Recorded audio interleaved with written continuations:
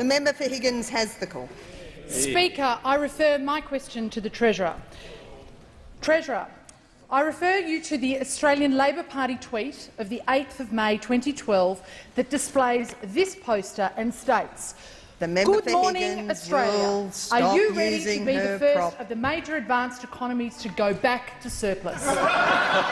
Given that the government has abandoned its commitment to produce a surplus this year, can the Treasurer tell the House what the deficit will be? The Treasurer has the call. Order! Order. A question has been asked. I had assumed individuals did want to hear the answer, including the Deputy Leader of the Opposition. The Treasurer has the call. I made the point before that when the facts change, so do the actions of responsible governments. Now, the lives of many people depend upon the decisions that we take in this parliament. And I know those opposite like to pretend that the global financial crisis never happened, that there wasn't extreme volatility in the global economy at the end of last year. They like to pretend that Europe didn't go into recession last year, that there was sluggish growth in the US, that there was a question mark over China. They like to pretend that commodity prices didn't crash 38% between May and September.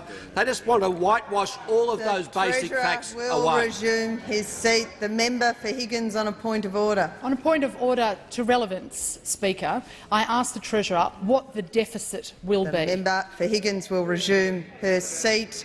There was a great deal of preamble in the question. The Treasurer has the call.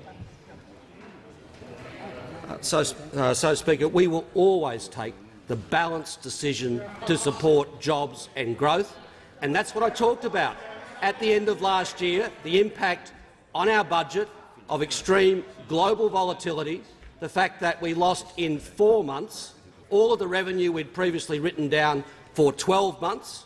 I went out and I said that as a result of that, it would be unlikely we would come to surplus. I also made the point very strongly that we're keeping in place a very substantial fiscal consolidation, because we think good, strict fiscal policy is the foundation of jobs and growth, and, by the way, also of healthy public finances, because you've got to have good growth to have healthy public finances. Of course, I know that notion of economics is rejected by those opposite who are at war, really, with 21st century economics, don't accept that, and now are putting a proposition to the Australian people that over the last 5 years we should have cut expenditure by $160 billion over and above the structural saves that we made in the budget.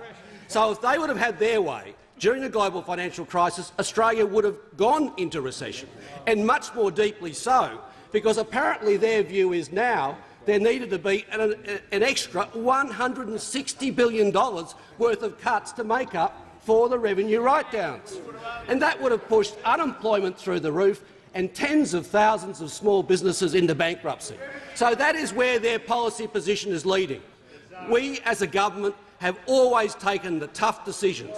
We have been prepared to move when conditions have changed. And we did that during 2008 and 2009 and put in place one of the most effective responses to the global financial crisis of any country in the developed world. And the consequence of that today is unemployment with a 5 in front of it. And you look around the world, you look at other developed economies, tens of millions of people unemployed, whole communities shattered. But here in Australia, yes, we do still live with the consequences of the global financial crisis. We live with the aftershocks, but we've got the best set of fundamentals in the developed world, and we're proud of it.